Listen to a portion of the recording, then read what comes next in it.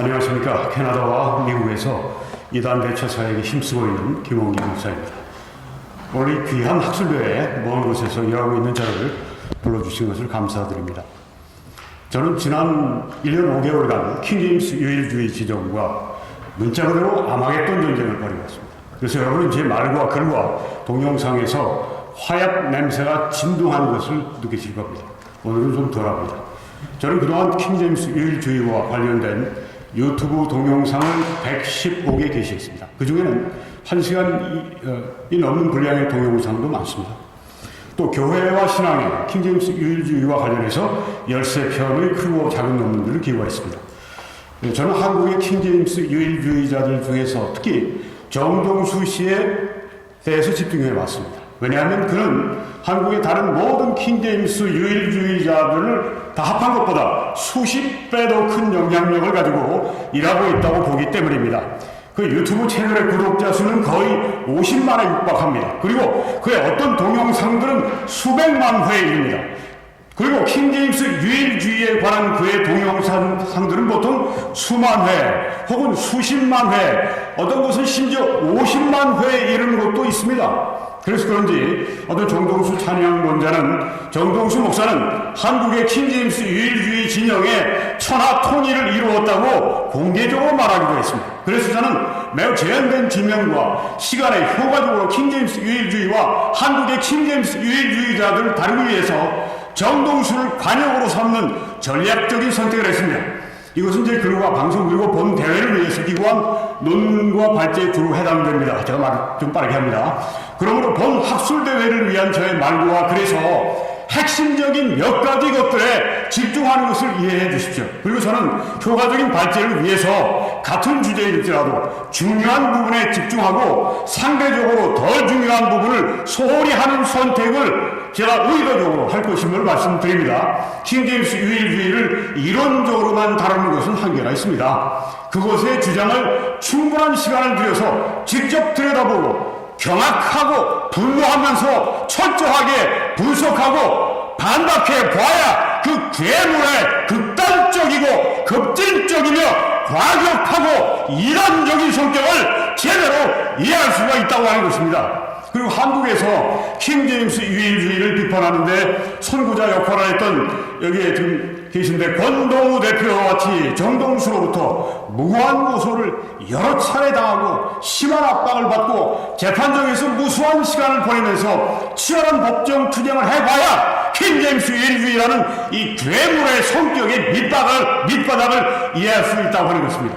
저는 이 킹제임스 유일주의를 이단교리로 분명히 천명해 왔습니다. 이런 저에게 사람들이 가장 많이 하는 질문이 이것입니다. 당신은 왜 그것을 이단이라 합니까? 그때마다 저는 제가 생각하는 이단교리의 세 가지 특징 혹은 기준을 말해 줍니다. 그 특징 혹은 조건은 이겁니다. 첫째, 비성경적이고 둘째, 비정통적이며 셋째, 거짓 가르칩니다. 여기서 둘째, 셋째는 Evangelical Dictionary of Theology, 복음주의 신학 사전에서 말하는 것입니다. 그들이 정의하는 것입니다. 첫째는 제가 추구하는 것입니다.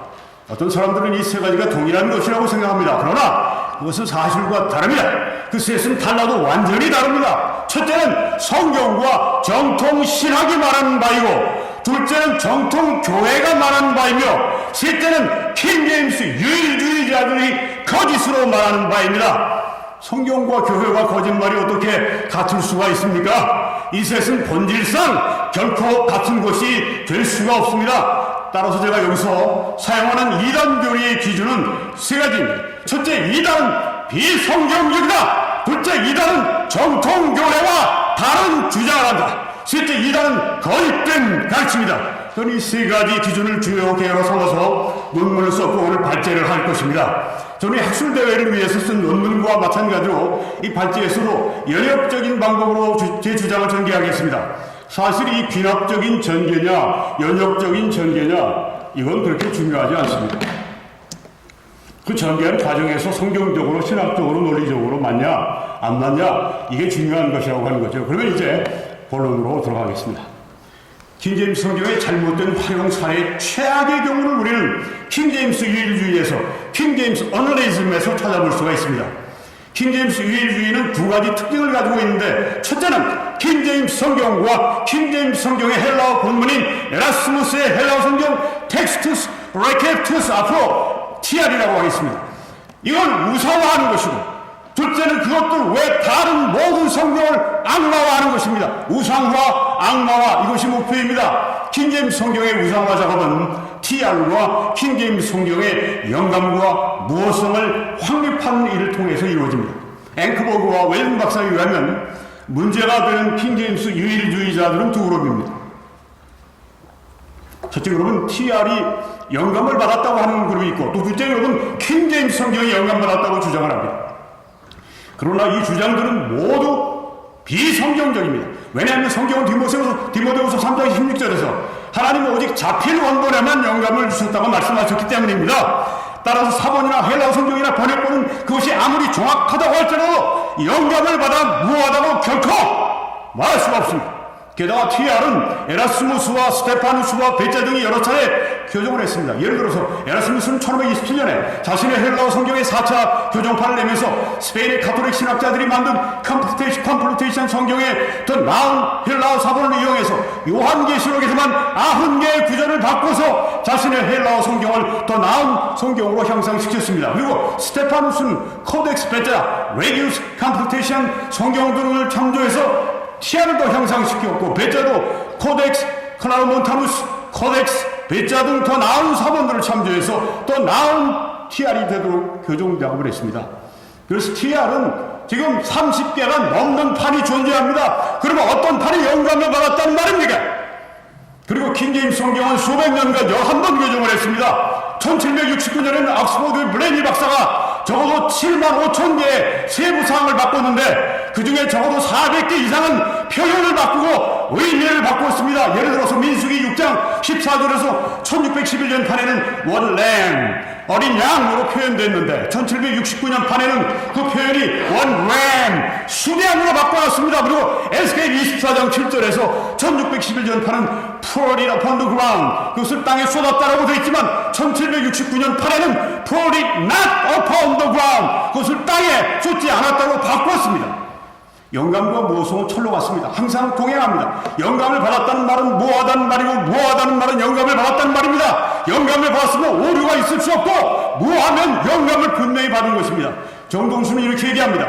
우리는 영어 킹제임스 성경이 역번임에도 불구하고 절대적인 완전성적 무호성을 지니고 있다고 믿습니다. 이렇게 말할 때 정동수는 킹제임스 성경이 영감 받았다고 말하는 것입니다. 킹제임스 성경은 1769년에 표현과 의미를 근본적으로 바꾸는 대폭적인 개정을 했지만 아직도 교정하지 않은 것들이 여럿이 있습니다. 예를 들어서 아시아 왕이 즉위한 나이를 열왕기하 8장 26절은 42세라고 말합니다. 반면 역대하 22장 2절은 22세라고 말합니다. 42세, 22세 둘 중에 어느 것이 옳고 어느 것이 틀립니까? 둘 다 맞을 수는 없습니다. 둘 중 하나는 분명히 오류입니다. 여러분 개혁 성경을 봐도 그렇습니다. 세 번역을 NIV나 다른 우리 ESV나 이런 성경처럼 제대로 해놨습니다. 둘 중 하나는 오류입니다. 분명한 오류입니다. 아시아 왕의 아버지 요람 왕이 40세에 죽었습니다. 따라서 아시아 왕은 42세에 즉위할 수가 없었습니다. 아들이 아버지보다 나이가 더 많을 수는 없는 것입니다. 그러므로 아시아 왕은 22세에 즉위한 것이 맞습니다. 이것은 열왕기하 기록은 틀리고 역다의 기록은 맞다는 것을 보여줍니다. 가이슬러 박사에 의하면 이것은 필경사의 잘못 때문에 일어난 일입니다. 두말할 나위 없이 자필 원본에는 아시아 왕의 즉위시의 나이가 22세와 42세로 다르게 기록되어 있지 않았습니다. 영감을 받은 원본은 오류가 있을 수 없기 때문입니다. 그러나 킹제임스 성경은 이러한 오류를 지금도 가지고 있습니다. 오류가 있다고 하는 것은 영감 받지 않았다고 하는 증거입니다. 1611년판 킹제임스 성경이 영감을 받은 완전 무한 하나님의 말씀이라면 왜 킹제임스 유일주의자들은 그 성경을 그대로 직역해서 그 성경을 쓰지 않고 왜 1769년 판을 사용을 합니까? 비록 교리와 도덕에 있어서는 개정을 했더라도 차이가 전혀 없다고 할지라도 1611년판 킹제임스 성경과 1769년 개정판은 표현과 의미를 바꾼 구절들에서 많이 다릅니다. 영감을 받은 무한 성경이라는 1611년 판을 놔두고 그것을 많이 개정한 1769년 판을 사용하는 것은 이 1611년판에 대한 자신들의 주장의 정당성을 스스로 부정하는 행위입니다. 킹제임스 성경의 11차례의 개정의 역사를 볼 때 1611년판 킹제임스 성경은 오류가 없는 성경이 아닙니다. 따라서 영감받은 성경일 수가 없습니다. 이것은 킹제임스 성경에 대한 킹제임스 유일주의자들의 비성경적인 영감론의 필연적인 결과입니다. 둘째로 킹제임스 유일주의의 주장은 비성경적일 뿐 아니라 비정통적입니다. unorthodox. 정통교회는 그런 주장을 하지 않았고 지금도 그런 주장을 하지 않습니다. 킹제임스 유일주의는 1930년에 이르러서 안식교 신학자 벤자민 윌킨슨이 시작했습니다. 그는 개정력 리바이스 버전이 안식교의 교리에 불리하게 버려버렸다고 생각을 했습니다. 예를 들어서 사도행전 13장 42절에서 안식일에 유대교 회당에 모이는 것과 관련해서 킹제임스 성경은 The Gentiles, 이방인들이 모였다. 토요일날 안식일 지켰다. 그런 얘기입니다. 근데 개정령은 이방인들 대신에 The people, 사람들이라고 하는 말을 사용을 합니다. 윌킨슨이 이걸 보고 킹제임스 성경은 이방인들이 안식일을 지켰다는 인상을 주는데 개정령은 이방인들이 안식일을 안 지켰다는 인상을 준다고 생각을 했습니다. 그래서 그런 킹제임스 보존론을 주장하게 된 겁니다. 이것이 오늘날의 킹제임스 성경의 이단적인 영감론과 보존론으로 발전했습니다. 킹제임스 유일주의자들보다 먼저 TR이나 킹제임스 성경이 영감을 받아 오류가 없다는 주장을 한 정통교회나 학자는 아무도 없습니다. TR을 만든 에라스무스도 킹제임스 성경을 번역한 47인의 성공의 신학자들도 그런 주장을 한 적이 결코 없다고 하는 것입니다. 한편 킹제임스 유일주의자가 이단, 즉 비정통이라고 적극적으로 밝힌 교회 지도자들이 있습니다. 그중에 우리 한국의 정순구 박사님이 있습니다. 그리고 미국의 밥존스 대학의 2대 총장 밥존스 총장이 있습니다. 또 미국의 The Fundamentalist Baptist Fellowship, 근본주의 침례교 친교회가 있습니다. 킹제임스 유일주의에 대한 이들의 이단 판정은 킹제임스 유일주의가 비정통적이라고 하는 unorthodox라고 하는 것을 적극적으로 증거합니다. 셋째로 킹제임스 유일주의는 거짓된 가르침입니다. 1611년판 킹제임스 성경이 영감받았고 오류가 없다는 킹제임스 유일주의자들의 주장이 옳지 않다고 하는 것은 앞서 말한 것으로 충분합니다. 그렇지만 다른 여러 가지 증거들을 통해서도 분명하게 증명될 수 있습니다. 그 증거들의 일부가 제가 여러분의 그 학술대회 그 매뉴얼에 있는 거기에 몇 개가 담겨 있습니다. 논문에 담겨 있고 훨씬 더 많은 증거들이 교회와 신앙에 기고한 제 글과 제 유튜브 동영상들에 포함되어 있습니다. 증거가 있습니다. 한 번도 개정한 적이 없다고 합니다. 정동수는 1611년 이후에 지금 413년이 흘렀는데 한 번도 개정한 적이 없다고 그래. 말도 안 되는 얘기예요. 복음주의 신학사전은 이단교리의 두 가지 특징 혹은 조건은 비정통적인 것과 거짓 가르침이라고 말합니다. 킹제임스 유일주의는 이 두 가지 특징 혹은 조건을 다 가지고 있습니다. 여기에 비성경적이라는 점을 더하면 킹제임스 유일주의는 완벽한 이단교리입니다. 킹제임스 유일주의는 이단교리의 세 가지 조건 중 비성경적이고 비정통적이고 거짓된 가르침을 두루 갖춘 이단교리. 킹제임스 유일주의자들은 이러한 이단교리를 바탕으로 킹제임스 성경을 우상하자고 했습니다. 그리스도의 말씀처럼 그들은 모래배에 그들의 집을 지었습니다. 진리의 감독이 시작이 되면 그들의 집은 곧 무너질 수밖에 없고 지금 심하게 무너지고 있습니다. 킹제임스 유일주의의 두 가지 특징은 TR과 킹제임스 성경을 우상하는 것이고 그것들과 다른 모든 성경을 악마화하는 것이라고 말씀드렸습니다. 이제는 킹제임스 유일주의자들이 다른 성경들을 악마화하는 일을 말씀을 드리겠습니다. 그런데 그가 이끄는 이것에 대해서 말할 때 저는 한 특정한 킹제임스 유일주의자를 중심으로 말씀드리겠습니다. 한국에서는 이승호 씨가 첫 번째 대표적인 킹제임스 유일주의자였습니다. 그런데 그가 이끄는 말씀보존학회는 1998년에 이단으로 규정이 되었고 이승호 씨는 얼마 전에 세상을 떠났기 때문에 지금 여러분 영향력이 아주 바닥에 떨어졌습니다. 그러나 이승호 씨와 거의 같은 주장을 하며 우리 심한 주장을 합니다. 한국의 킹제임스 유일주의 진영의 모든 분파를 합한 것보다 몇십 배로 더 큰 영향력으로 일을 하는 사람이 나타났는데 그가 바로 인천 사랑 침례교회를 담임하는 정동수 목사입니다. 그는 한국의 다른 킹제임스 유일주의자들과 달리 특별한 이력을 가지고 있습니다. 그는 미국에서 공학 박사를 취득한 후에 귀국해서 1994년부터 지금까지 인하대학교에서 공학 교수로 봉직하고 있습니다. 교수로서의 그의 사회적인 지위, 이건 그의 말과 견해에 남다른 신뢰성을 부여합니다. 그리고 그런 정치적인 견해를 매우 적극적으로 발표해 왔을 뿐 아니라 정치적인 입지도 막강해서 그와 같은 정치적인 견해를 가진 다수의 사람들로부터 거의 맹목적이고 절대적인 지지를 받고 있습니다. 이건 제가 댓글 무수하게 올라오는 거 보면 그걸 여러분에게 특별히 말씀드립니다. 이러한 그의 남다른 이력은 그의 잘못된 영향력을 극대화시켜줍니다. 그래서 저는 이제부터 정동수의 이단적이고 급전적이고 과격한 가르침을 중심으로 킹제임스 유일주의가 어떻게 다른 성경을 악마화하는 걸 말씀드리겠습니다. 먼저 정동수는 개혁을 적그리스도라고 칭합니다. 적그리스도! 그런 개혁이 요한복음 1장 18절에서 독생하신 하나님을 말하는데 이것은 예수님을 창조된 하나님으로 만들기 때문에 이단교리라 이렇게 주장합니다. 반면에 킹제임스 성경은 요한복음 1장 18절에서 독생하신 아들이라고 말하는데 이것이 바로 정통교리야 이렇게 말합니다. 그 요한일서가 말하는 아들을 부인하는 자가 누구냐 바로 개혁성경이다 이렇게 말을 합니다. 그러나 요한은 당시의 영지주의자들을 비판하는 과정에서 이 말을 한 것입니다. 여기서 아들을 부인하는 자라고 하는 건 아들이 육신으로 오신 것을 성육신을 부인하는 자를 가리키는 것입니다. 그런데 개혁성경은 요한복음 1장 14절에서 말씀이 육신이 되어 우리 가운데 거하셨다고 말씀하지 않습니까? 따라서 개혁은 아들이 육신으로 오신 것을 부정하지 않습니다. 개혁은 요한복음 1장 18절에서 아들의 성육신을 강조하는 것이 아니라 아들의 신성을 강조하는 것입니다. 그리고 독생하신이라고 하는 뜻은 만들어진 혹은 창조된 이런 뜻이 결코 아닙니다. 초기 교회도 그렇게 이해하고 있었습니다. 주 325년에 개최된 니케아 공의회의 신조는 그리스도는 만들어지지 않고 태어나셨다 고 선언했고 5세기경의 아다나스 신조 역시 아들은 만들어지거나 창조된 것이 아닌 아버지로부터 홀로 태어나셨다라고 선언했습니다. 그런데 초기 교회는 이 말을 하면서 태어난 이런 용어에 대해서 정의는 안 했습니다.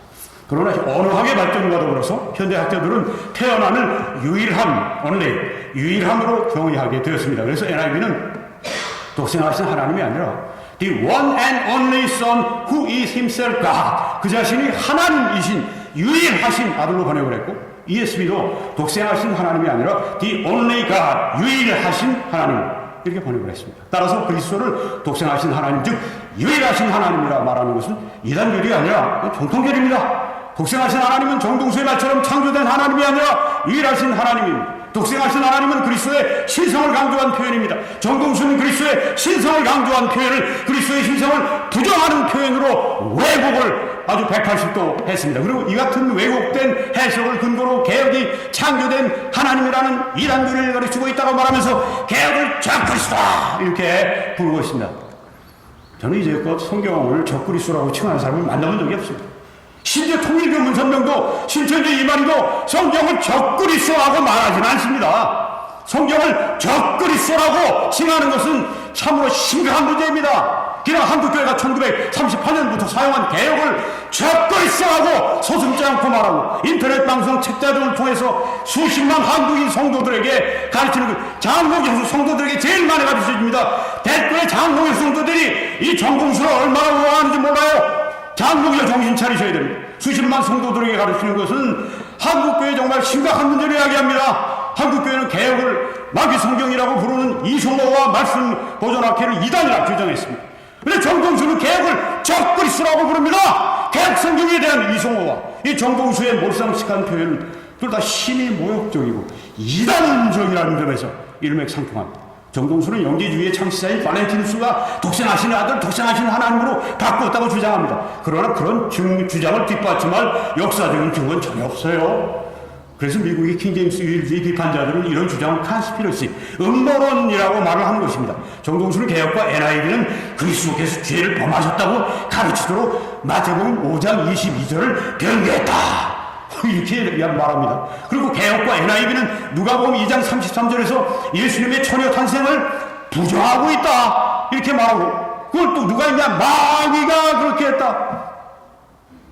개혁은 마귀가 가지고 논다는 얘기예요. 또한 개혁과 NIV는 고린도전서 15장 47절에서 그리스도의 신성을 부정하고 있다 이렇게 주장합니다. 한마디로 말해서 이것은 개혁 성경이 이단교리 가르치는 이단 성경이라는 말입니다. 이걸 막 퍼뜨리고 있습니다. 그러나 그의 모든 주장은 사실을 철저히 왜곡하는 힘이 거짓된 주장입니다.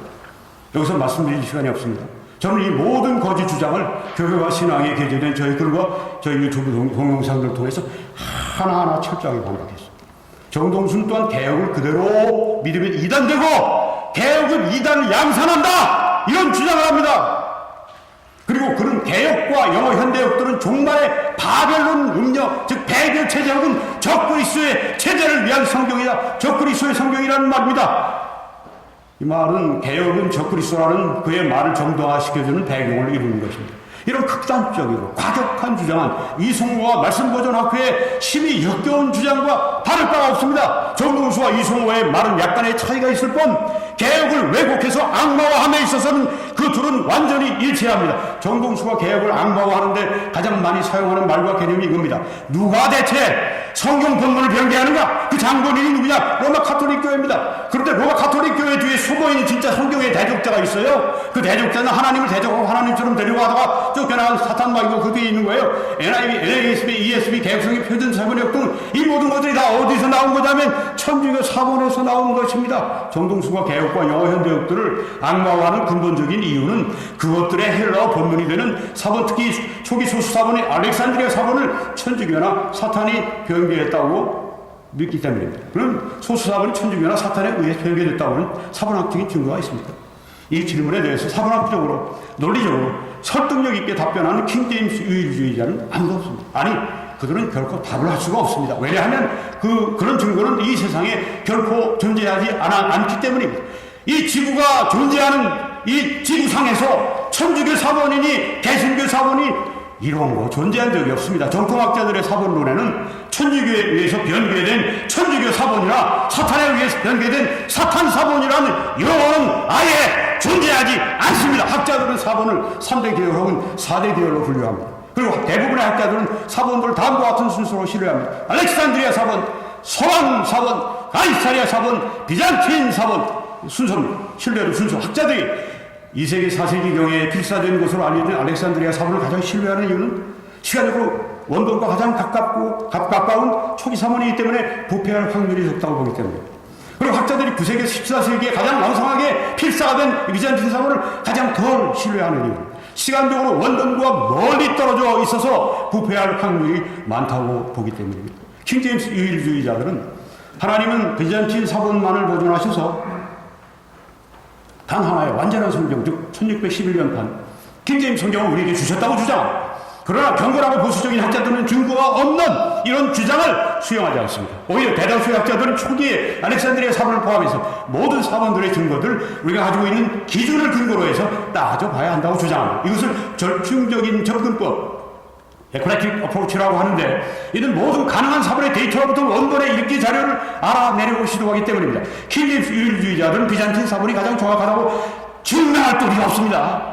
따라서 절충적 접근법은 최상의 선택이라고 말할 수 있습니다. 그러나 킹제임스 유일주의자들은 비잔틴 사본만이 완전한 성경이고 거기에서 킹제임스 성경을 산출하기 위해 보존되었다고 주장을 하는데 아무런 증거도 없이 알렉산드리아 사본은 천주교와 사탄이 변개시켰다고 주장합니다. 예를 들어서 정동수는 개혁에 없음 열쇠 구절이 없는 이유는 천주교가 천주교 사본, 즉 초기 소수 사본에서 삭제했기 때문이야 라고 주장합니다. 따라서 천주교 성경은 없음 열쇠 구절이 없다. 열쇠 구절이 없다. 이게 천주교 사본이다. 이렇게 주장을 합니다. 여기 제가 인용을 그냥 넘기겠습니다. 정동수는 킹제임스 성경처럼 없음 열쇠 구절이 있는 그것은 개신교 성경이요. 킹제임스 성경은 열쇠 구절이 다 있으니까. 개혁처럼 없잖아요. 우리 열쇠 구절. 없는 것은 천주교 성경이다. 그것만 보면 안다. 열쇠 구절이 있으면 그건 개신교 성경이고 열쇠 구절이 없으면 그건 천주교 성경이다. 그러면 천주교 성경인 제롬의 불가타는 어떻습니까? 거기에 그러면 천주교 성경이니까 열쇠 구절이 개혁처럼 없어야 되지 않겠습니까? 그런데 제롬의 불가타를 영어로 번역한 드랭스 불가타를 보면 이 열쇠 구절이 다 들어있습니다. 아, 불가타가 천주교 성경인데 개혁처럼 이 열쇠 구절이 다 없어야 되는데 여기 있단 말입니다. 이것은 천주교 성경은 없음 열쇠 구절이 없다는 정동수의 말이 사실과 정반대임을 보여줍니다. 그리고 또한 천주교가 천주교 소수 사본이 신의 사본에서 없음 열쇠 구절을 삭제했다는 주장이 거짓말이고 근거 없는 음모론이라는 사실을 보여줍니다. 저는 최근에 TR에 있는 논쟁적인 28구절, 이거 굉장히 중요합니다. 제일 중요합니다. 최근에 제가 조사했습니다. 논문 쓰고 난 다음 TR에 있는 논쟁적인 28구절을 TR에만 있는 논쟁적인 28구절을 신의 사본, 영어 불가타, 개혁과 비교해 보았습니다.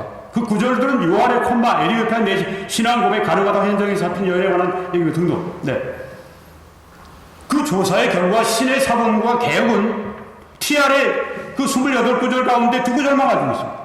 천주교 불가타 성경은 2구절을 가지고 있는 게 아니라 22구절을 포함하고 있습니다. 이것은 신의 사본이 천주교 사본이라는 천정동수의 주장이 거짓말임을 폭로하는 증거입니다. 불가타가 신의 사본에서 나왔다면 신의 사본과 불가타는 같아야 됩니다. 28구절 중에서 2구절이 있으면 2구절이 들어가는데 22절 동일하게 하지 않습니까? 신의 사본은 2구절을 포함하고 신의 사본에서 나온 불가타는 22구절을 포함해요. 있을 수가 없는 일입니다. 그리고 주로 비잔틴 사본에서 나온 TR과 킹제임스 성경이 28절을 포함하고 있는데 불가타가 22절을 포함하고 있습니다. 불가타는 신의 사본이 아닌 비잔틴 사본에서 나왔다고 추정하는 게 합리적입니다. 흥미롭게도 28구절을 가진 TR과 킹제임스 성경 및 22구절을 가진 불가타는 매우 닮았습니다. 여러분 여기서는 좀 제가 스쳐 넘어가지만 여러분이 교회와 신앙에 들어가셔서 이거 제가 논문 올린 게 있으니까 한번 보십시오. 정동수의 주장에 의하면 천주교 사본에서 나온 불가타 및 개신교 사본에서 나온 TR과 킹제임스 성경은 매우 달라야 합니다. 그런데 실제적인 증거는 정반대를 가리킵니다. 이것은 정동수의 주장이 사실이 아닌 근거 없는 음모론의 기초에 있음을 명백히 보여줍니다. 그 논쟁적인 28구절이 있거나 없거나 하는 것은 성경들마다 다르지만 성경의 교리와 도덕에 있어서 아무런 차이를 만들어내지 않습니다. 열쇠구절이 있고 없건 교리적인 차이, 도덕에 있어서는 차이 전혀 없습니다. TR과 킹제임스 성경이 28구절, 불가타가 22구절, 신의 사본과 개혁이 2구절을 각각 포함하고 있지만 이런 현격한 수적인 차이가 TR과 킹제임스 성경과 신의 사본과 개혁과 불가타의 교리와 도덕에 조금도 차이를 만들어내지 않습니다. 이것은 사본들의 차이는 사소하다. 이런 사실은 사본들이 다 정확하다. 이렇게 정통학자들이 주장하는 것이 맞다고 하는 것을 증거하는 것입니다. 킹제임스 유일주의자들은 소수 사본인 신의 사본은 천주교와 사탄이 변개시켰다고 말하고 다수 사본인 비잔틴 사본은 하나님이 완전 무결한 성경인 TR 혹은 킹제임스 성경을 주시기 위해 보존하셨다고 말합니다. 그러나 실제로는 이 사본의 차이는 사소합니다. 그들의 교리와 도덕은 100% 일치합니다. 모든 성경이 그렇습니다. 그리고 주로 비잔틴 사본에서 나온 TR과 킹제임스 성경과 주로 신의 사본에서 나온 개혁과 영어 현대역들은 그 사이가 사소합니다. 교리와 도덕에 있어서 그렇지만 100% 일치합니다. 이것이 정통학자들의 주장일 뿐 아니라 사본과 성경의 증거입니다. 저는 최근에 킹제임스 성경과 영어 불가타 성경의 로마서를 아주 자세하게 비교해봤어요. 놀랍게도 두 성경은 내용이 100% 동일한 걸 발견했습니다. 못 믿으시면 해보세요. 이 사실은 두 성경의 교리와 도덕이 100% 일치한다고 하는 걸 보여줍니다. 왜? 내용이 똑같으니까. 그리고 이것은 사본들의 차이는 사소하고 모든 사본은 정확하다는 정통학자들의 주장과 일맥상통합니다. 정동수는 개신교 비잔틴 사본에서 나온 킹제임스 성경과 천주교 신의 사본에서 나온 개정경은 교리에 있어서 정통과 이단의 현격한 주장을 차이를 만들어낸다고 주장합니다. 그러나 제가 이제 한 2, 3분이 마칩니다. 그러나 위대한 성경학자 R.A. 토레이 박사는 다음같이 정반대의 주장을 합니다. 킹제임스 성경이 출판된 1611년과 개정력이 출판된 불과 몇 년 전인 1881년 사이에 그때 살았던 분이니까 이루어진 이 본문 비평의 발전을 우리가 기억해 볼 때 헌정력과 킹제임스 성경과 개정력 사이의 실질적인 중요성의 차이가 거의 없다는 것은 놀라운 일이다.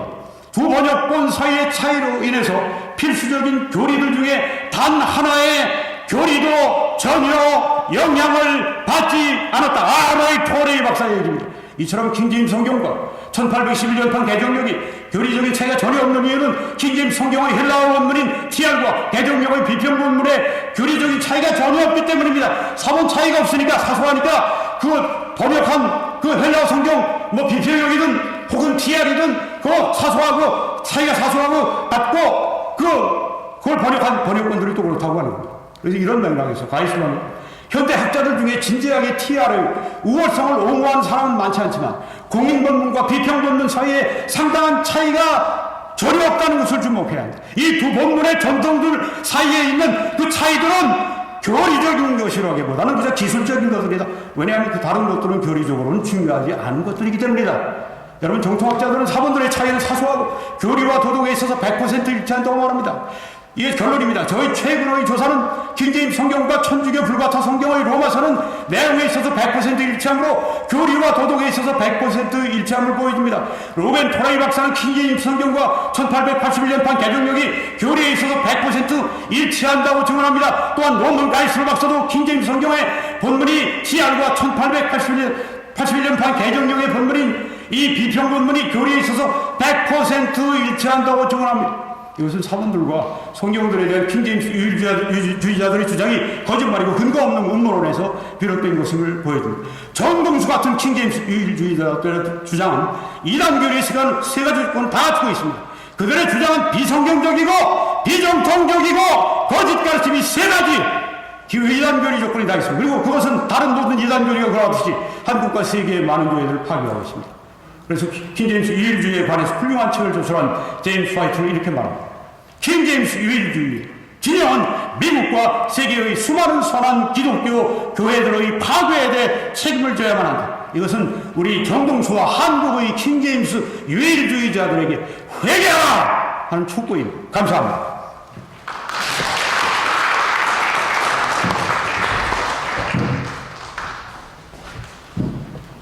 네, 감사합니다. 바로 양영주 박사님께서 논평해 주시겠습니다.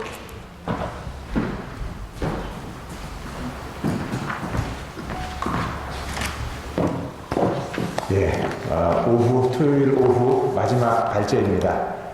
우리 김홍기 박사님, 나른하고 잠든 우리의 육신을 깨우고 혼미했던 우리의 영혼을 깨우는 분노의 발제, 그리고 우리 발제라기보다는 발제 부흥회, 이런 느낌을 가졌습니다. 정말 열정적으로 발제해 주신 우리 김홍기 박사님께 다시 한번 박수를 드리면 좋겠습니다. 저 듣다가 아멘 할 뻔했습니다. 학회라서 아멘 하면 안 되고, 아마도 이게 우리 이단 학회의 매력이 아닐까 생각을 합니다. 또 학술적인 부분도 있고, 또 사실 우리 김홍기 박사님께서는 정말 제일 치열한 이단과의 사투, 잘못된 거짓 주장을 아주 간교하고 교묘하게 하는 이 발제하는 이들과의 사투 가운데 어쩔 수 없이 그들의 이 간악한 이 악을 보면 사실 이제 분노가 치밀어 오는 것이 사실입니다. 이런 마음을 충분히 이 파토스로 잘 전해주셨다고 생각을 합니다.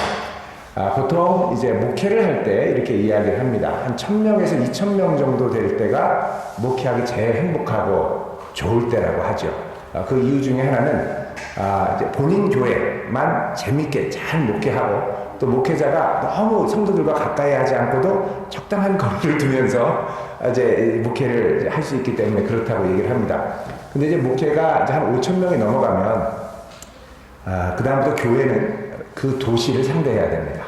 군을 상대해야 되고, 그런데 이 교회가 사이즈가 10,000명이 넘어가면 이제 나라를 상대해야 됩니다. 그래서 나라에서 요청하는 것과 여러 가지 것들과 끊임없이 하면서 이제 교회가 원치 않는 짐을 이제 5,000명부터 해서 10,000명 이상이 되면 계속 지면서 많이 이제 바빠지게 되죠.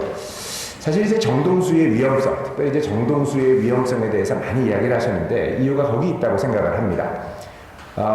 유튜버가 팔로워가 10만이 되면 전국적인 인도가 생기고 30만이 넘어가면 정치적인 세력화가 가능합니다. 그렇기 때문에 이 정동수 씨 이미 학문적으로는 예전에 말씀보존학회에 대해서 우리 총신과 또 장신 통합 측에서 이미 이제 보고서를 냈고 사실 어떻게 보면은 이제 어느 정도 결론이 났다고 볼 수도 있습니다. 그리고 사분학에 대한 논쟁 자체는 이미 옛날에 다 이미 결론이 났던 부분이죠. 하지만 그럼에도 불구하고 우리가 이 부분에 대해서 다시 한번 주의를 환기시키고 깨어나야 될 이유 중에 하나는 이제 이 킹제임스 유일주의를 주장하는 세력이 너무나 거대하고 정치화될 뿐만 아니라 저는 이분이 나중에 이제 은퇴를 하거나 뭐 영향력이 사라지거나 아니면 주님이 불러가시거나 뭐 어떻게 된다고 하더라도 이분의 영향을 받은 많은 이들이 한국교회를 불신하고 한국교회에서 사용하는 성경을 불신하게 되고 킹제임스 성경만을 쫓아가는 교회를 찾아 나설 거라고 생각을 합니다. 그렇게 되면 이건 뭘로 이어지냐면 잠재적인 가나안교인의 양산으로 이어지게 되는 거죠. 그렇게 되면 잠재적인 가나안교인이 벌써 한 30에서 50만까지 되는 겁니다. 제가 잘 알고 존경하는 장로님이 계십니다. 근데 이제 나라가 어려울 때 계속 저한테 나는 애국 교수님이었거든요. 저 한국 외대에 나는 애국하는 활동을 한다. 그러면서 계속 이 나라를 애국하기 위한 정치적인 이 이슈가 있는 동영상을 꾸준히 보내주셨습니다. 근데 어느 순간부터 정동수 목사를 보내주시더라고요. 그래서 제가 이분 조금 위험한데요. 그랬더니 내가 알기로는 이분만큼 성경을 잘 해석하는 사람이 없다. 근데 이분이 이거를 듣다가 어떻게 됐냐면은 교회 장로님인데 교회를 나왔습니다. 말씀이 안 들린다고. 그러면서 이제 정동수에 완전히 빠지고 교회 안 가고 이것만 보고 가난한 교인이 되신 거죠. 이런 잠재적인 사례, 특히 이분이 교수이기 때문에 교수라는 프리미엄, 또 뭐 제대로 된 코र्스는 아니지만 우리 박사님이 논문에서 쓰셨던 펜사콜라 같은 데서 공부했던 것에 대한 해외에서 공부했다는 이 프리미엄 때문에 많은 사람들이 그를 신뢰하고 그의 말을 이제 완전히 따르면서 가는 이들이 열혈 지지자들이 많다라는 것입니다. 그렇기 때문에 이 문제는 그냥 가벼이 여길 문제가 아니라 아주 중요한 문제라고 생각을 합니다. 특히 이제 우리 박사님은 정면으로 이 악한 이 세력들과 싸우면서 있다 보면 그들의 악과 간교함을 보면 이제 분노가 치밀어 오르시죠. 저희 교회는 이제 사역자가 있습니다. 이제 한 분은 뭐 여러분이 계신데 신천지 지역장 출신이 전도사님이 계시고요. 아동부 전도사님. 또 신천지 16년 있다 돌아오신 분도 계시고요. 저희가 이제 이단 사역을 하다 보니까 이제 이런 분이 회심하고 이제 사역자로 이제 신학을 공부하고 이제 남게 되는데 이런 사역자들이 이제 저희가 이제 저희 이제 교회에서 부설로 세운 이단 예방 기관이 이제 바이블 백신 센터라고 있는데 저희가 한 달에 한 50명 이상 상담합니다. 이단에 빠진 분들 또 이번 주에도 신천지에 빠진 분들 두 분이 와서 이제 회심하고 이제 탈퇴해서 써가지고 이제 보낸다고 이제 작정을 했는데 한 달에 한 50에서 한 60, 70명까지 이제 저희들이 많을 때는 상담을 하는데 이제 이런 분들을 상담하다 보면 이제 가끔씩 이렇게 말이 안 통하는 완전히 세뇌가 되고 저희를 완전히 마귀 사탄처럼 보는 사람들을 상대할 때가 있는데 그럴 때가 되면 이제 상담을 하다가 이제 혈압이 오릅니다. 혈압이 오르고 막 소리가 높아지고 그 분노 게이지가 높아질 때 딱 오늘 김홍기 박사님이 하시는 그 피치까지 이제 올라가게 되죠. 그래서 제가 정말 이 귀한, 정말 열정을 갖고 하시는 귀한 발제다라고 생각을 하게 됐습니다. 그럼에도 불구하고 이제 이게 학술적인 또 대회이고 논문이니까 제가 이제 딱 한 가지만 이 부분만 조금 더 날카롭게 좀 다듬어 주시면 좋겠다 하는 생각을 갖고 제언을 해 드립니다. 이제 90쪽에 보시면 이제 이 김홍기 박사님이 쓰신 논문의 5가지 대지가 나오는데요. 첫 번째는 한국에서의 활동과 현안, 또 킹 제임스 유일주의자들이 비성경적 교리를 만든다, 거짓된 가르침을 전파한다, 비정통적 견해와 이단 교리를 가르친다. 이게 이제 3가지. 그리고 그 다음 5번째는 킹 제임스 외의 다른 성경을 악마화한다. 이제 이렇게 말씀을 하셨는데, 특별히 2번째, 3번째, 4번째가 이제 저의 이제 좁은 식견으로 볼 때는 이게 구별점이 잘 보이지 않습니다. 비성경적인 교리와 거짓된 가르침이 뭐가 다를까? 또 비정통적인 견해와 이단 교리가 또 비성경적 교리, 이 거짓된 가르침과 뭐가 차이가 있을까? 아마 이제 분명한 기준을 갖고 이제 말씀을 하셨을 것 같은데, 이제 이 터미널로지, 그 용어가 구체적으로 무엇을 의미하는가를 좀 명확하게 밝혀주시고 그 기준에 따라 말씀을 하시면 우리가 좀 더 이제 이 킹 제임스 유일주의자들과 대화를 할 때 좀 더 명확하고 좀 이렇게 구별되는 논리를 갖고 이들을 상대하며 이야기할 수 있지 않을까 그런 생각을 하게 됩니다. 먼 거리 날라오셔서 정말 뜨겁게 정말 이 현장에서의 뜨거운 이 치열함을 느끼게 해주시고 또 치밀한 논리로 또 좋은 논문을 써주신 우리 김홍기 박사님께 감사의 말씀을 드립니다. 저는 여기서 마치겠습니다. 감사합니다.